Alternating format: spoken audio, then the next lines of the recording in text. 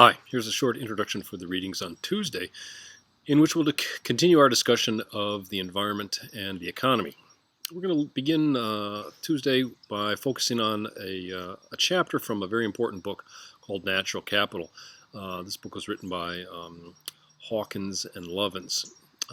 When you read this important book, which really has been much discussed in the environmental field, I want you to be able to compare and contrast traditional capitalism with what Hawkins and Lovins call natural capitalism. What are the characteristics of each? What's the characteristic of traditional capitalism, and what are some of the characteristics of natural capitalism? Can you identify both and then compare and contrast the two? What are the consequences of each in terms of the environment?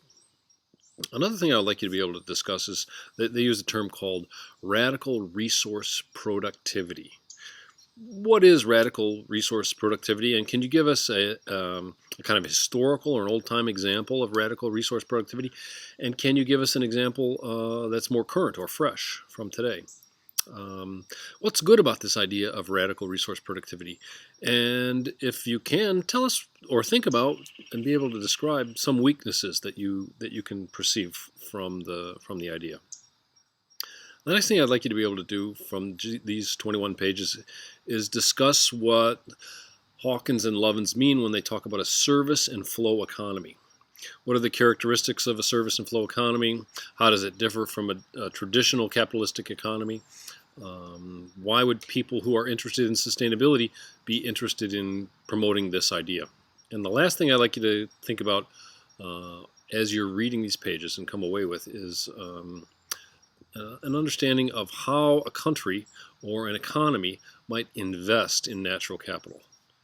How does this investment take place? By what mechanism does a country or an economy invest in its natural capitalism? This is such an exciting time to be talking about and learning about the relationship between economics and the environment. There's so much debate and interesting ideas going on right now, and I'm going to be building a new section into the final section of the class on hope, because in the last couple of weeks some really interesting material has come out about this, and about this conflict and about these ideas and about the use of taxes or incentives and the cost of growth of paying attention to natural capital.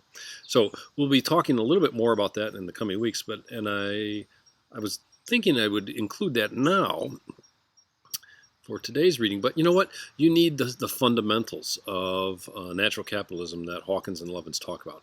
So get these fundamentals, and then we'll build on them in the weeks ahead. All right, see you Tuesday.